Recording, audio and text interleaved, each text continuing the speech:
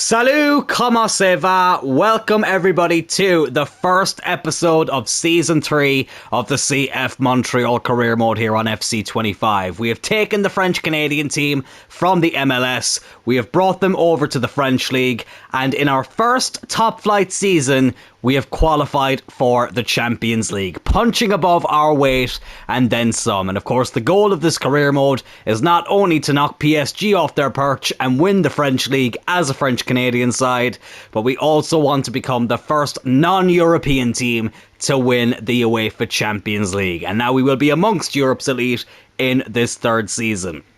At the end of Season 2, I did talk about improving the squad in some areas. This is how the base starting 11 is looking at the moment. The main area I wanted to target was the centre-back position. Tuanzebe and Cornelius, they did okay from time to time, but towards the end of the season, they felt like the weak links of the team. And after qualifying for the Champions League, I thought we will have a very, very good budget. We can reinvest it in the team, maybe bring in another centre midfielder, another winger, other areas of the field as well. We might be able to get some decent backups. And then I went into the third season and saw our budget and was like, oh, that is a little bit of a surprise. 46 million. 46 million. For qualifying for the Champions League. Now, I'm aware that we're using dollars, and I know there's, conversion rates and all that, but I still think that should be a bit more. I mean, I knew we probably wouldn't get as much prize money as a Premier League team would, but I still thought we'd have 60, 70, maybe around 80 million. But no, we were initially given 43.5 million, and now we have 46 million because some of the players we sold outside the transfer window last season did eventually leave, and that of course was added onto the budget. But yeah, I won't lie, little bit disappointed with that. Which means we really need to be clever with our money. Now, Tuanzebe and Cornelius are both transfer listed, so they will both be leaving the club this summer. I'm very happy with our backups, Giga and Dia there, as you can see on the bench. Both very solid backups, but when we're competing in the Champions League, we will need somebody basically higher rated than both Tuanzebe and Cornelius. And I have identified a few players. I just don't know if we're going to have the financial means to pull it off. So the first player here is Lenny Yoro. Now, a lot of you might be thinking it's very, very soon to be signing a player like Lenny Yoro, who, can I just say, what a player. So happy that he wears a Manchester United shirt. But, as some of you may remember, if you watch the Celtic and Manchester United career modes, what we are now doing on the channel is we take one player from the previous save and bring them over to the next save. And I thought Lenny Yoro really fits the bill, because in the Manchester United career mode, he was always a rotational centre-back. He was never quite the main man of that series. So I thought in this series, it would make a lot of sense to bring him in to the Montreal team and be one of the main men in the centre-back position. But as you can see there, he's worth 37.5 million. They're saying that their asking price is going to be closer to 54 million, but you might have a chance at this deal with an offer of around $43 million. So I can't guarantee we're going to get Lenny Yoro, but he is somebody who I would really like to bring into the club. For a left-footed centre-back, this is the main guy I've been looking at, Arthur. I think it's Tiate is how you say it. I did look up how to say his name. I've already forgotten. My apologies. So, yeah, I'm sure somebody will correct me in the comments if I'm not correct in how you pronounce his name. But if we sign him, of course, then I will obviously learn how to say it properly. But $34 million again.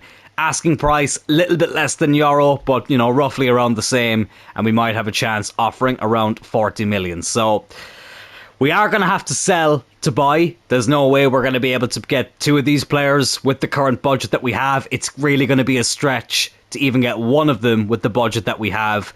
But I will show you the transfer list at the moment, or the players we have transfer listed.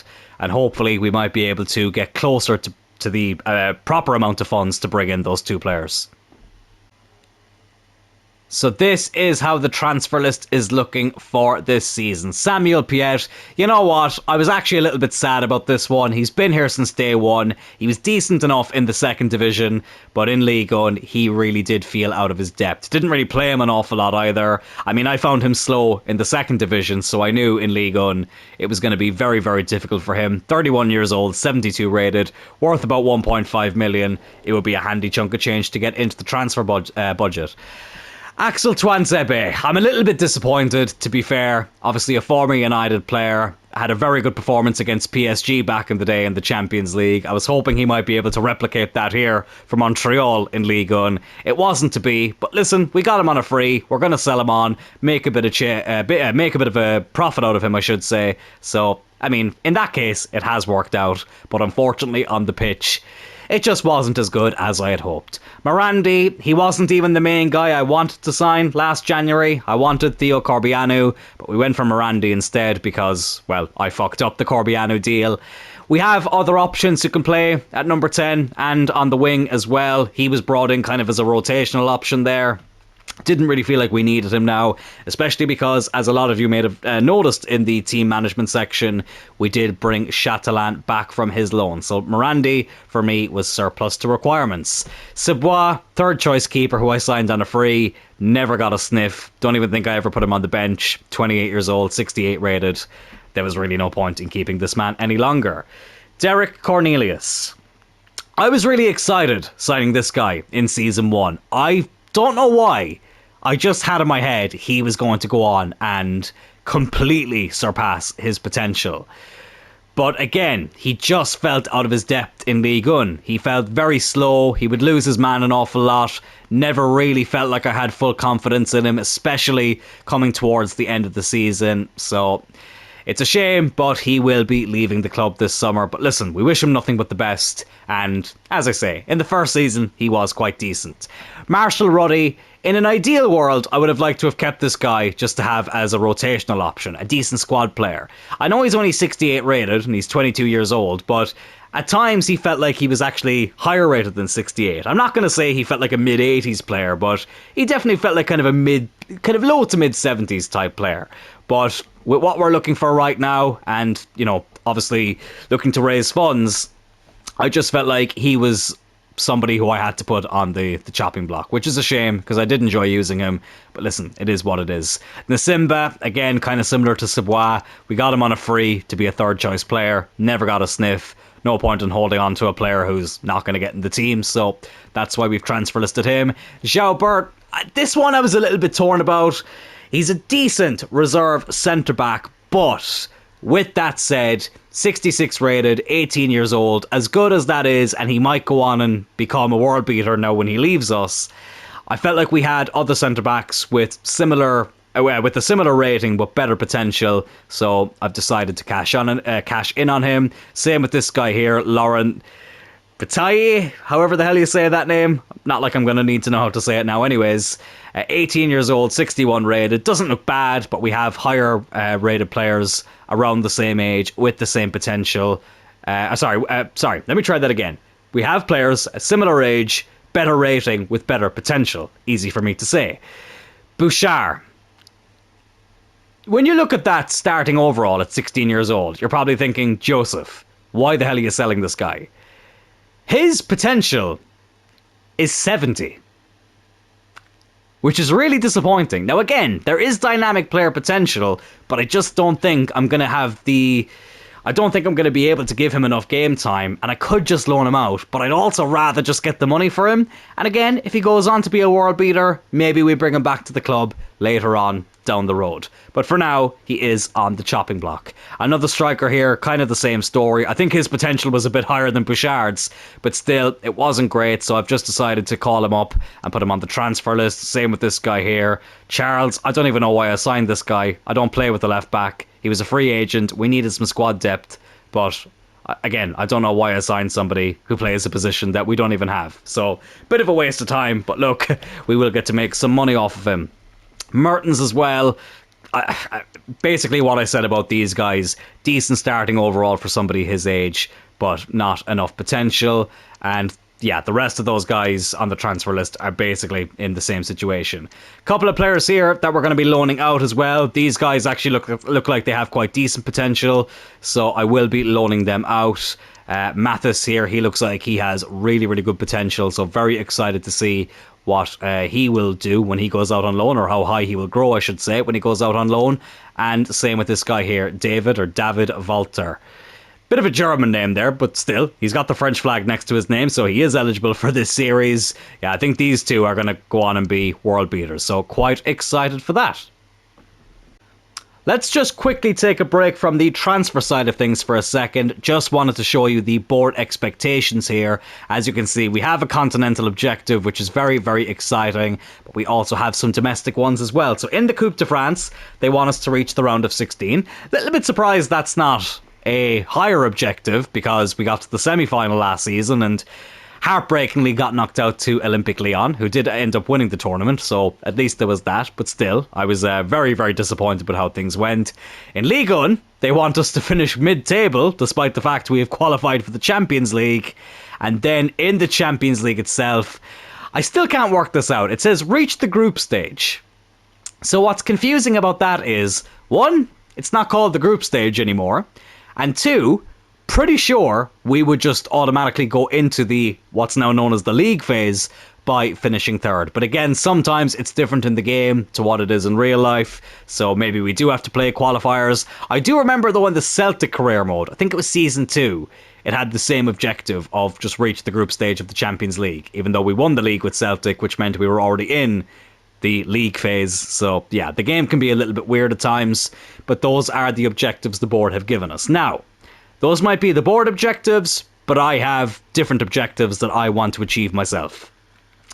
In the league, I want to stay in Europe. I get that we finished in a Champions League spot maybe a year earlier than expected, so this season I do know that might catch up with us and it might affect our league form. So for me, it's just stay in Europe. Even if that's a Europa League spot, I would be happy.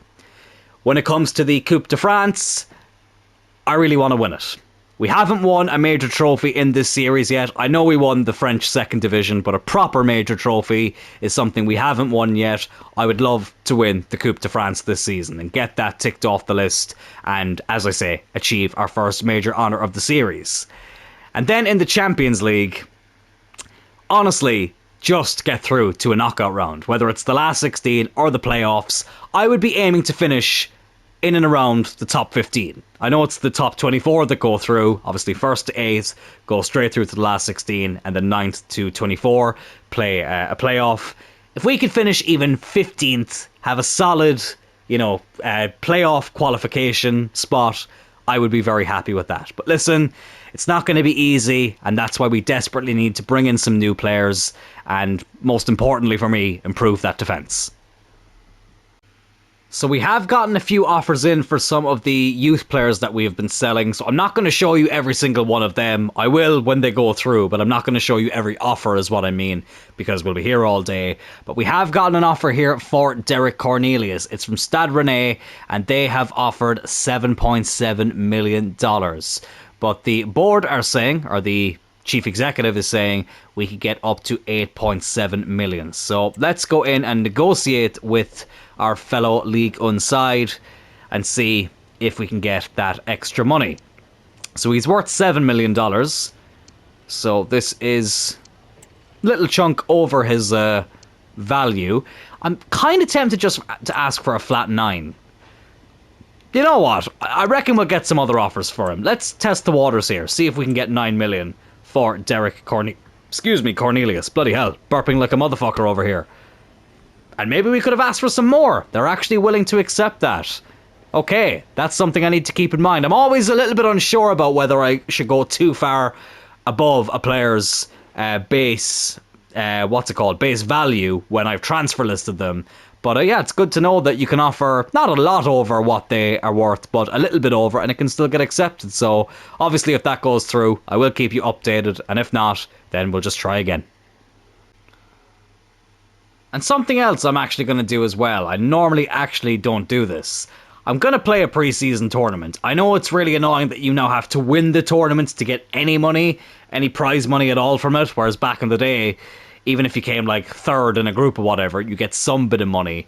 But I am going to enter a pre-season tournament. I'm going to pick the European International Cup. Looks quite winnable, to be fair, and it is the most money you can make from winning a tournament. So yeah, let's give it a go and see how we get on. But something I now can confirm is that Derek Cornelius has left the club. I actually missed the cutscene of when he was leaving the club, my bad. But he has gone to Stade Rennais, $9 million. They actually said we could get up to 10.5 million for him, which is a little bit over the top, I think. I don't think they would have accepted that, but still, we've made 2 million above his base value, so I'm quite happy with that. Best of luck to Derek Cornelius, apart from when he comes up against us, of course. But now let's see if we can sell Twanzebe and try and bring in 2 new centre-backs.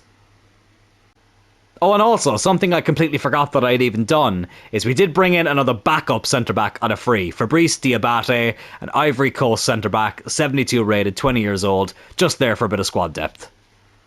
This one makes me a little bit sad. Samuel Piet. I really wanted to keep this guy a bit longer. I really did, but he was just too damn slow. He was actually the captain when we initially started this career mode, but he has moved on. He'll be going to Werder Bremen, just over $2 million though, so we get a decent chunk of change. Oh, fuck off. We would not have gotten 3 million for him. This game is so broken at times. There's no way we would have gotten that much for him. And at last we get an offer for Axel Twanzebe. We've gone this whole transfer window without getting a single offer for him until now. 9.6 million from Atalanta, but they're saying we can get to up to 13.1 million. So I am going to go in and negotiate with the Italian side, and hopefully we can get a bit more money out of them for this deal. Oh, the cheeky buggers. I've just realised they've offered less than his value. Well, to be fair, he is transfer listed, so maybe that's why. But just for that now, I am going to ask for a little bit more. I'm going to ask for 14 on the dot. No, you know what? 14.5. Why not? 14.5. What do you say to that, Atalanta? They say 11.2. Okay. So they haven't stormed out. I had a feeling that they would. But they've not accepted the counteroffer. I'm going to go up to 13.5 and see if that's something that they are willing to do. Nope. Apparently that was too much. 14.5 wasn't, but 13.5 was just a little bit too much to ask for. Make it make sense. Wow. Wow. Wow. We have just had a massive offer here for somebody who I do not want to sell. Maurice Richard, Crystal Palace, who we've just beaten in a pre-season game. He's obviously impressed them. They've offered 95.3 million plus Adam Wharton, which of course we wouldn't be able to take because in this career mode we are only allowed to sign players from French-speaking countries. And Adam Wharton is not from one of those places, but they're saying here we could get between 130 million basically up to 190 million. Now, I'm not going to be selling Maurice Richard this summer. I'm not. But that is crazy to think that at this stage, 21 years old, 84 rated, we can already get that much for him. Absolutely incredible. Okay, so we've gotten another offer here for Axel Twanzebe, this time from West Ham United, so he could be returning to the Premier League. But look at what the chief executive is saying. We can now get up to 18.7 million for him. So Atalanta weren't quite willing to spend the big bucks, but West Ham might be. Let's go in and negotiate here with the Hammers and see what they say. So I am going to ask for the recommended amount, or for the highest recommended amount I could ask for. Graham Potter there, sitting alongside Toe Blake. Will he be willing to accept? Yes, he is. 18.7 million. Wow, okay. So we could be making quite a decent chunk of change for Twanzebe after all. Oh, West Ham, I love you lads so much. Axel Twanzebe will be joining West Ham United. 18.7 million. We've also sold a few other of the fringe players as well, so our transfer budget should be looking quite decent at the moment. It's a sad day because I was happy to use Twansebe again, and I'm a little bit disappointed it didn't work out, but something I am not disappointed with is what you are going to see here in a second. This is actually the longest I've ever let this cutscene play out. I normally skip it. He's gone to West Ham for 18.7 million. I swear to God, if I get anything other than an A here... Okay, thank God. I was going to say, they told me that was what I should ask for him, and that's what we got. Oh, but of course now they're saying we could have got up to 20 million for him. That was never going to happen, but I'm very, very happy with the 18.7 that we have got. That is more like it. 85.7 million now in the budget. I will show you all the players who left and who they joined and how much money we got in for them as well. I just didn't want to overload with that in this episode because we were getting so many offers that we would have been here all day, so it wouldn't have been worth it. But we now have a fine chunk of change in the bank, and now let's go and spend it and bring in 2 new centre-backs to improve this team. The first player I'm going to go in for is Lenny Yoro, the Manchester United centre-back, but now we want to bring him to Montreal.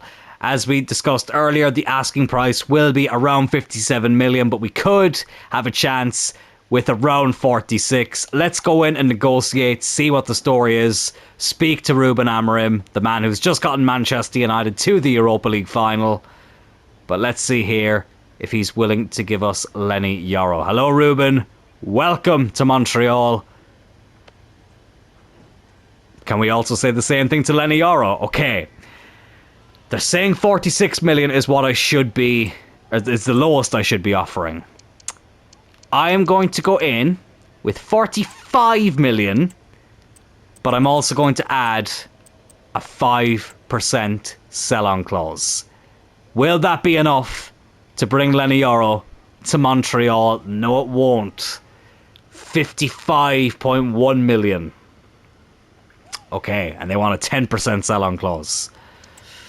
Right, I'm not super surprised at that offer, but I was hoping it would be a little bit lower. I mean, that's probably the most obvious statement I could have said. But anyways, let's just see what else we can wiggle around here. Let's try 48.5. We'll keep the 10% sell-on clause. I don't mind that. I don't really intend on selling Lenny Yoro anyway.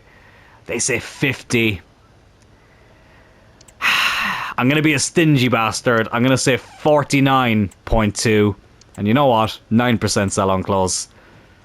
Because I'm petty like that. Will that be enough, Ruben, to bring in Lenny Yoro? They're really adamant on this 50 million. Fine, but make it a flat 50. Not 50.2. Lenny Yoro, could he be coming to Montreal? It looks like he could be. Ruben Amorim accepts that. I love how they have his name down as Man United's rep and not Ruben Amorim. But anyways, he's accepted the offer. Lenny Yoro is willing to discuss terms with us to join Montreal. Okay, let me just take a bit of a breather there before we get into discussions, because every penny counts at this stage. Right, I just needed some time to compose myself there and get ready for these discussions. Lenny Yoro comes in here.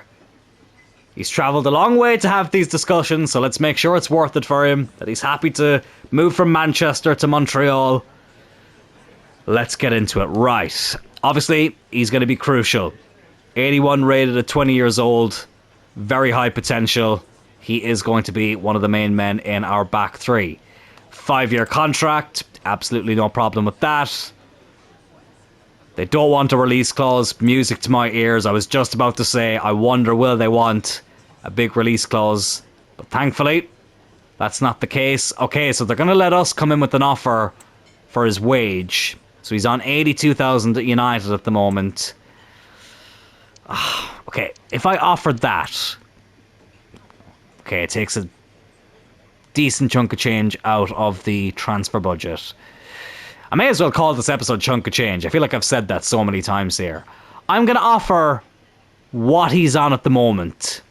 But I feel like I will need to put in maybe a signing bonus as well. 400,000 signing bonus, and you know what? We'll just give him a clean sheet bonus as well. 10 clean sheets, you can have another 300k. What do you say to that, Mr. Yoro? Are you willing to join, I nearly said Manchester United, Club de Foot Montreal? Yes, you are. Lenny Yoro is our new centre-back here. But as happy as I am, I do wonder, are we going to have enough money to bring in another centre-back? I'm not too sure. Lads, I am an absolute fucking doofus. Oh, I'm so mad at myself right now. So, after signing Lenny Yoro, I decided to go in and try some more transfer business. Tried to sign Arthur Tiati, however you say his name. Didn't exactly work out. And we've ended up signing this guy here, Yusuf Ende-Ish-Im-Iyi. That's a very difficult name to say. For now, let's just call him Yusuf. I showed some of the transfer negotiations with players like Tiate, with Yusuf here, with one or two other players as well. My mic was muted the whole time. And I didn't realise until I just went back to check.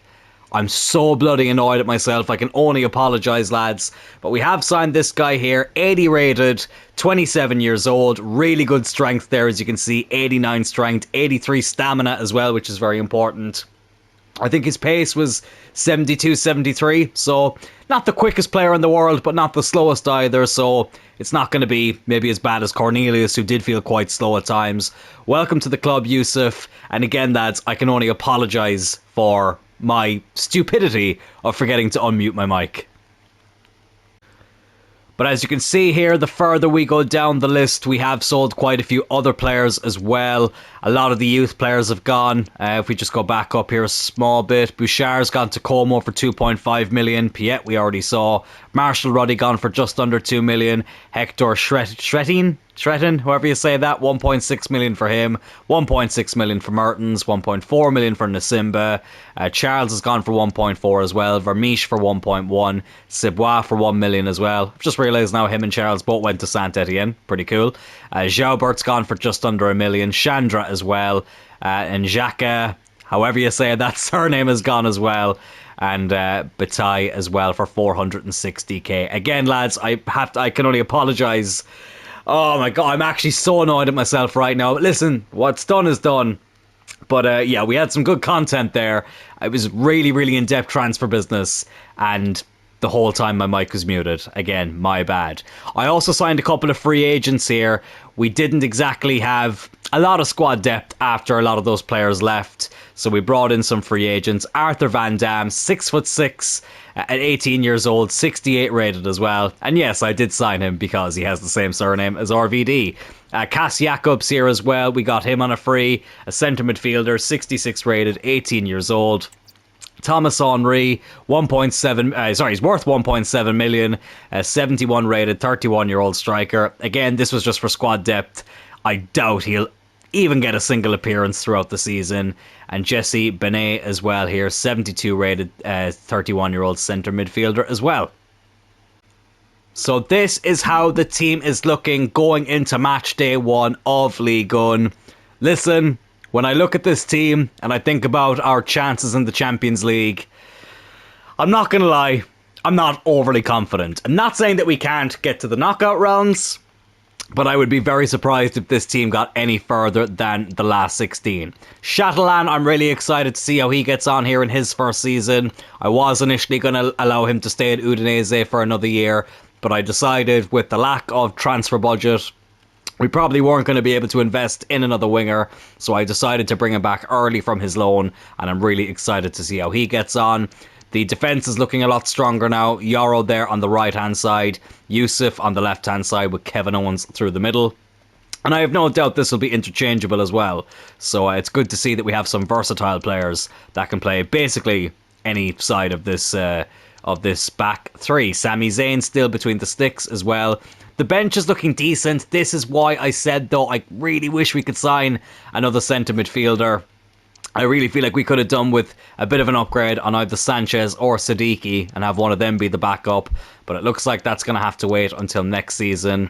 And as I say, I signed those free agents just for a bit of squad depth. Now, before we get into our first game of the season, which is at home against Nice, some of you may remember that we did say if and when we qualify for the Champions League, we would update the stadium. So allow me to show you the new home stadium that we will be playing in this season.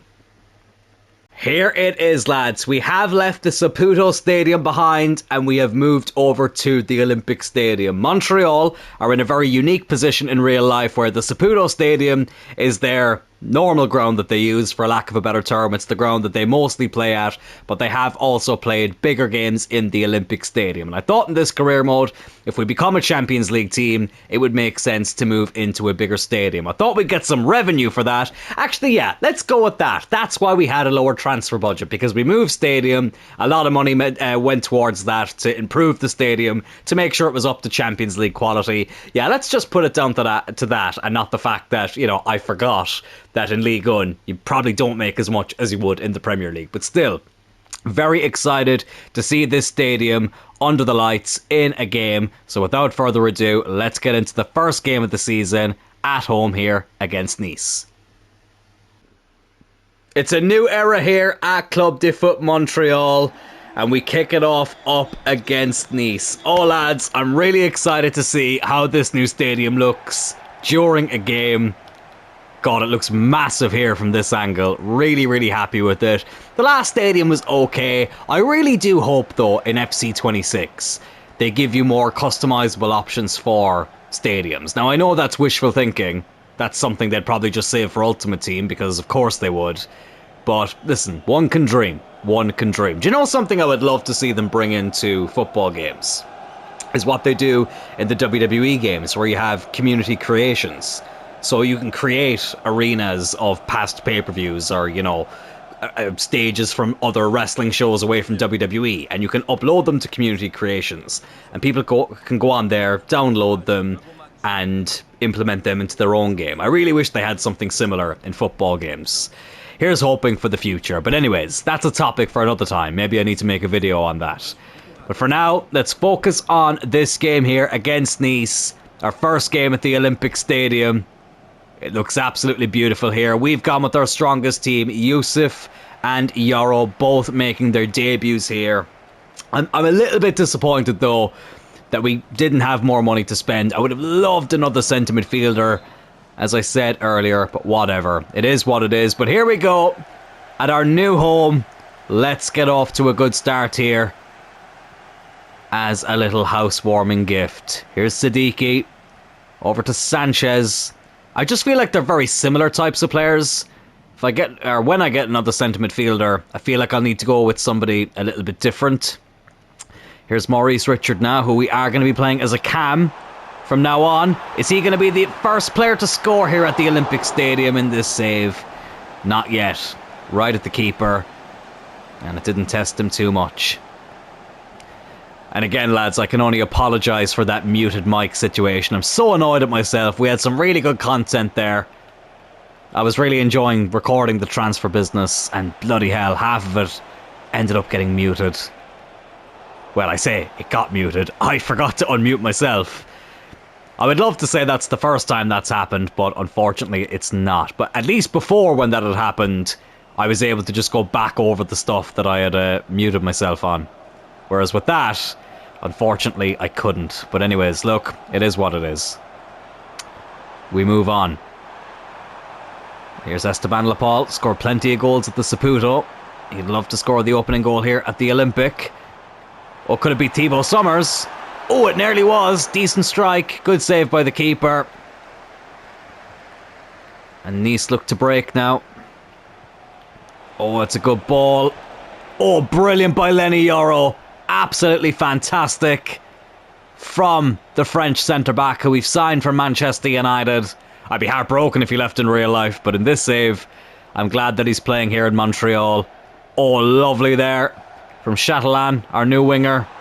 Well, our winger we brought up from the Youth Academy, making his debut here after being out on loan at Udinese.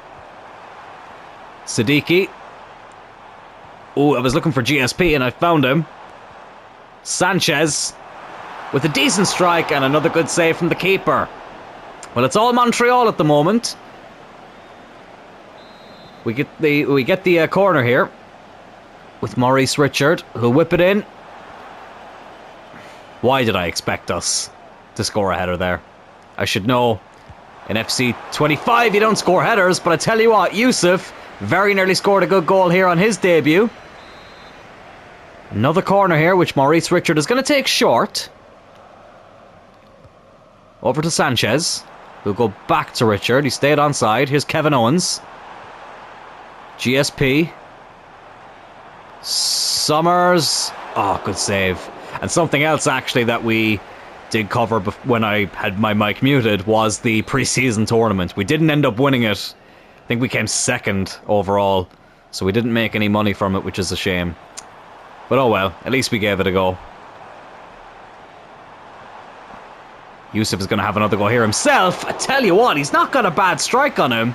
He's unlucky there. Two very big chances for our new centre-back to score in his Montreal debut. Okay, it looked closer from the initial angle. But still, got plenty of power behind it. Somehow it's still 0-0 here. Lenny Yoro does well to win that header. Here's Chatelain. Up to Richard. Lapaul, is he onside? Yes, he is. Oh, it was a tight angle. Keeper made a save. It's actually going to go up for a throw-in, which Summers will take over to GSP. God, this first half has gone very quickly. It's Sanchez. Sanchez. And would you believe it? It is Alvin Sanchez, the first player to score at the Olympic Stadium. Not in Montreal history, but in the history of this career mode at the very least. 10 minutes before half-time. You have to say it's been coming. Look at that. Look at that for an image. Yeah, it's much better to be playing in big stadiums like this as a Champions League club. I'm really looking forward to seeing how this looks on a Champions League night. But Alvin Sanchez here has scored the first league goal of the season in our new permanent home. And it's nothing more than what we deserve. Beautiful stuff. Montreal 1, Nice 0. The Ineos side go 1-0 down. And hopefully there's more where that came from. But Nice on the ball here now. Let's try and not concede one straight away. The defence hasn't had an awful lot to do today. Oh, but Lenny Yoro made a brilliant tackle earlier. Makes a good interception there. Here's Yusuf. I'm probably just going to end up calling him by his first name the whole time. I will try and learn how to say his surname. But still, it's probably just going to be easier for me to say Yusuf. Oh, that's a good ball by Lapaul. Maurice Richard now. Maurice Richard. Good save again by the keeper. Probably should have put a bit more power behind that strike. But Richard is definitely going to be a lot more involved this season in the goal scoring in that number 10 position. He was a bit wasted out wide. Didn't really feel like it suited him. But hopefully this season will be a bit better in that new position. But anyways, we are 1-0 up here at the Olympic Stadium. Just love seeing that image of the thousands upon thousands of Montreal fans. Alvin Sanchez with the only goal of the game. But hopefully there's more where that came from in the second half. And Nice will be the ones to kick off the second half. No changes for us at half-time. But hopefully we can change the scoreline to be even more in our favour. But I tell you what, they're getting off to a very quick start here.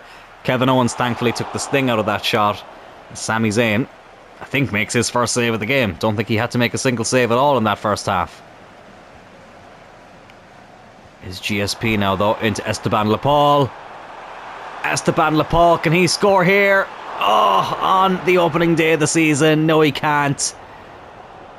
The man who was leading the goal scoring charts last season, still looking for goal number 1 this season. GSP putting the defender under a lot of pressure here.